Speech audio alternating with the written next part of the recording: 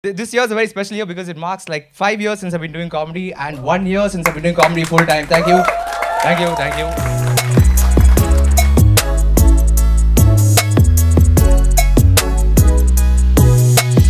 What we do in India is like if we have fears, we project it onto other people. Like we won't deal with it ourselves. So now I get like everyone's fears onto me. Like this person asked me, "You're doing comedy. What is your backup plan?" The only people who get asked this question are people who have plans. They're the only ones who get asked this question, right? Like now I just ask this to everyone, regardless of how convinced they are. Like someone told me like, "Hey, I just recently got promoted from junior manager to senior manager." I'll be like, yeah, but that's okay. What is your backup plan? Like someone said, "Hey man, did you meet my girlfriend?" I said, "Yeah, but where's your backup plan?" I just go all out, dude. But you have to. You have to be that way. Because in India, there are schemes designed for you to give up on your dream. Like I was 18, I told my dad, like 18, I'm going to be an entertainer, I don't want to do engineering. He said, "Yeah, but why don't you try medicine?" With that logic, right? Like imagine if someone in India comes out of the closet and says, "Listen, I'm gay." They'll be like, "Yeah, you try arranged marriage, no?" Just try it. It doesn't make any sense, dude. Because there are schemes designed for you to give up on your dream. Like this is how we support sports in our country, by something called a sports quota. You know how illogical that sounds? Let me break it down, which means if you're amazing at playing cricket, you can get into medicine.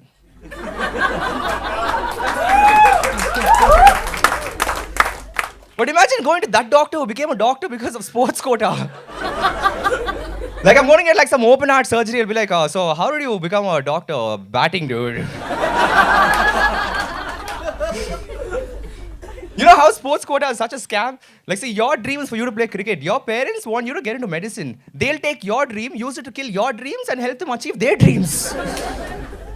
It's remarkable. Because I have to deal with this every day, right? I stay with my parents, and, like, here's the thing. Like, my parents never tell me the truth on my face, okay? Because that's a characteristic of any Christian parent. Any Christian parent will never tell the truth on your face. The truth will come out next day in the prayer. And Christianity is the worst religion, dude, because you can understand the prayer. Worst religion in the world. They should change the script, dude, I'm telling you. And that prayer is such horrible, it's very indirect, okay? On the surface, it's very general. We pray for the hungry. We pray for the sick. We pray for the suffering. Then I'll walk by from one room to another. We pray for the unemployed. Like, it hurts, dude, after that sometimes.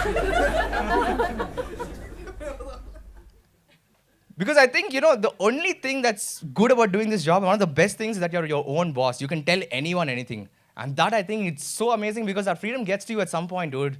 And when you snap, right, it just comes out like all that anger. I remember this one time, this really old person, okay, he found out that I was doing comedy and he came to my house and he tried to give me a lecture to not make me do comedy, to go back to an IT job. And I said, "Yeah, your parents told me that you have missed the bus and you're now not working in IT. And you're doing comedy now for a living. But tell me honestly, where do you see yourself 20 years from now?" 20 years, not even 5 years, not even 3 years, 20 years. And that guy is 70, so the correct answer I told him is in a world without you.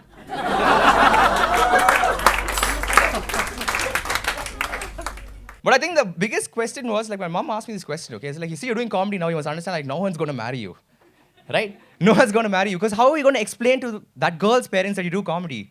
And which is a very valid point, because like this entire concept of arranged marriage is just pleasing someone on the external surface, right? Just on the external. Arranged marriage, like the selection process is based on like such external factors, dude. Like I remember when my sister got married, this is how the process of arranged marriage started, okay? When she was 22, randomly one day my parents said, "Okay, now we have to go for all the weddings that we can go for." And after some time I was like, "Why are we going for so many weddings?" And my dad said, "No, she has to get very, very good visibility." I said, "This is not like some product placement shit or something. What is?" And at weddings, families will introduce their son to my sister by his achievement. It's like the name of the guy followed by his greatest achievement in life. And some of these achievements are not achievements, dude. Like I went to this wedding, right? This family said, "Meet our son Rakesh. He's from the US." How is that an achievement? Like if you go on your own, you're an achiever, okay? Like his company sent him as a courier. Like, how is that an achievement? Like, I don't understand, okay? You know what's it like? I'll tell you, I'll give you a proper parallel to understand how ridiculous this is as an achievement. NASA sent that monkey to space. You're like, "Yeah, now get married to that monkey." every arranged marriage, every marriage, there's this process called like the checking out ceremony, right? Like both the families come and they check out everyone, right? They check out each other, they check out like the house, like, yeah, this house looks okay. Yeah, the family looks all right, right? Like during one of these checking out ceremonies, my family told my sister this, okay? When that guy comes to our house, no, don't wear what you normally wear. Wear something traditional. They made her wear a sari on a Saturday, okay? And she was 24. Like, who wears a sari on a Saturday when you're 24? Like, in the 70s or 80s or even the 90s, you see a lady wearing a sari, you'll be like, oh, that's a cool lady, get married to her. It was like 2017, you see a lady wearing a sari, you'll be like, oh, it's an ethnic day, I think. We'll just, just come back. That's arranged marriage, dude, because they're too conservative, right? But the thing is, like, even like love marriages are weird in India because, like, if you especially, I think India is very conservative when it comes to love because love is love only if it's the same community.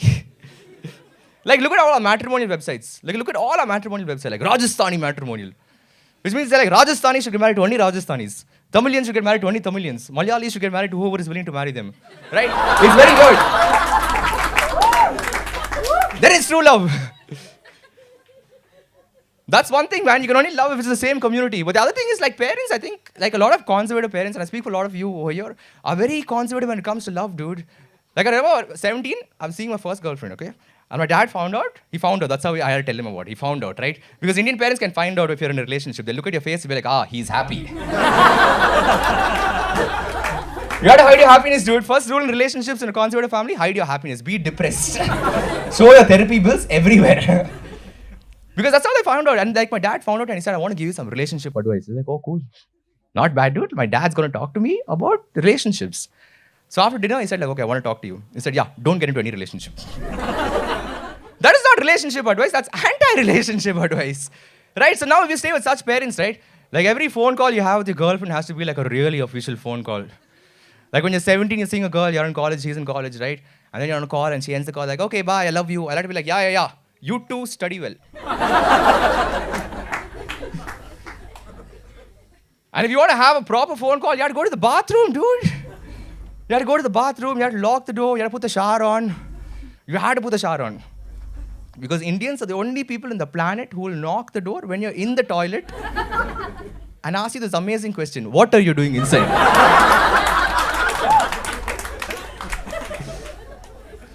People get married in our country because for some reason, married people are considered as good human beings. Married people are considered as good human beings. Like if you're a single person and you go house hunting, you will be homeless. Any married couple can get any house. If you go house hunting, even if you're wearing matching marijuana t-shirts.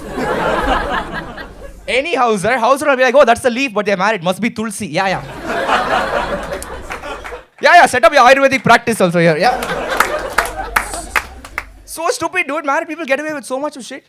And I think, in India, somehow we came to this conclusion that marriage just fixes people. Like, if you're an asshole, you get married, become a good person. Like, this Dawood Ibrahim is married, dude. Do you know this? He's married, and that too an arranged marriage. Which means his family at one point, they looked at him and they said, like, yeah, son is slightly mischievous. But if he gets married, I think he'll settle down. Ridiculous. And by the way, like before getting married, he was just the Don of Bombay. Now he's a Don of like some 5 countries, dude. His career's taken off. But I remember this, okay, when my sister was getting married. And before getting married, she asked my parents for some very stupid permission, okay? This is like how controlling, like, we are of like our children who are getting married, especially they're girls, right? And she asked her parents, like, can I get a small piercing on my eyebrow? And my parents told this epic dialogue, okay, whatever you want to do it, but just do it after getting married. What sense does that make? That makes no sense. So now if I see a girl and she has a tattoo of a middle finger on her neck, right? She's not a free-thinking modern lady. She's married. Oh, shit, you're married. Like, yeah. That's so stupid because in India, everything is after getting married. You want to get a tattoo? Do it after getting married. You want to get a piercing? Do it after getting married. You want to find out your husband is incapable in bed? You do it after getting married. When I was raised up, like my parents told me this thing, okay? You watch whatever you want on TV, don't watch wrestling. And I asked why. He said, no, the women are dressed up inappropriately. But that violence is completely cool. So I couldn't watch wrestling, right? Because the women are dressed up inappropriately. But now I have my own TV, I pay my own TV bill, so I can watch whatever I want, dude. So I was watching this wrestling match, okay? In wrestling, there's this thing called a mixed tag team match, which means a couple fights another couple. So the first couple is walking up to the wrestling ring, I'm watching TV. And they're obviously wearing wrestling clothes, which is a little bit small, which is a little bit skimpy. And my dad walks in exactly at that time. It's like, shit, you had to choose this time, right? And he only asks me one question. How do these people know each other? And I said, Dad, they're married. Ah, then no problem, you watch it. I'll just... married, right? It's okay. Simple. Because it's so true. Like, the only time people care about you is if you're married. The only time people care about you is if you're married. Right? And the only time you're allowed to be properly single is if you're divorced. It's so weird, dude. Because, you know, the thing is, like, you know, how, like, the number of people who show up at Indian weddings are ridiculous. Oh, God. Like, I went to my friend's wedding the other month, right? And there were 3,000 people at his wedding. And in college, I swear to God, I was his only friend. Okay? 3,000 people, dude. And you know how jealous I was feeling as a performer? It started hurting after some time, dude. Like, he had like a full house, and how? You know the shows that I've done? Like, I've done shows for like 4 people, for like 3 people, 2 people. One time, and this is a true story, at a place called Raw Straw, I did a show for 1 person. 1 person was sitting right where you are, and we're all doing comedy, dude. Like, yeah, I'll quit my job to do this. 1 person. After some time, I didn't even feel like a comedian. I felt like his dad. And I swear to God, that was not the worst part of the show. The worst part of the show is in between the show, he left.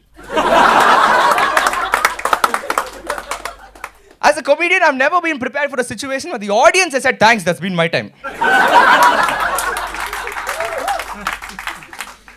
It hurt so much, dude, to see this 3,000 people at this idiot's wedding. That's when I realized there has to be some strategies. And I'm telling you, if you're not married, I'm telling you, you have to reduce the number of people who come to your wedding. I'll give you the first strategy. Instead of wedding invitation cards, put up tickets on Book My Show. Price it at 5,000, only have 100 rupees as a cover. Make money out of it. And the best part is no one can complain about not getting invited. Because that's a question that comes all the time. Like, hey, why was I not invited for your wedding? I'll be like, sorry, tickets were sold out. You gotta do that, dude. Put up tickets on Book My Show. See, the reason why we have such big weddings is, it's not just my friends. It's like my dad's friends, his friends' friends, like my mom's friends, right? So I think the easiest way to reduce the number of people, the second strategy is marry someone whom your family hates. Absolutely despises. Like if they come and tell me, listen, you're South Indian, Christian, don't get married to anyone else. I'll be like, yeah, but I'm getting married to a guy. Gay people have amazing weddings, dude. You should learn from them. Because you know the best wedding I went for, and this is the absolute, like my favorite wedding I've ever been. I don't think I'll ever go for anyone's wedding which is better than this. My close family friend's second wedding. He got married, got divorced, got remarried. And that second wedding was the shit, dude. I'm telling you, because the first wedding before the divorce, 2,000 people. Second wedding, 30 people. As soon as you screw up in life, right, your friends also reduce. But those are your true friends. Just call them. Like, treat every wedding like your second wedding. Just think like, oh shit, I might get divorced, who'll be my friends? That's all you need to do. No one thinks about divorce, dude. So what I'm going to do is like every wedding I go for, this is my standard wedding gift, okay? It's like a picture frame with 3 pictures. And on the left is a picture of Brad Pitt and Jennifer Aniston. On the right is a picture of Brad Pitt and Angelina Jolie. In the middle is a picture of me saying, hey, what is your backup plan?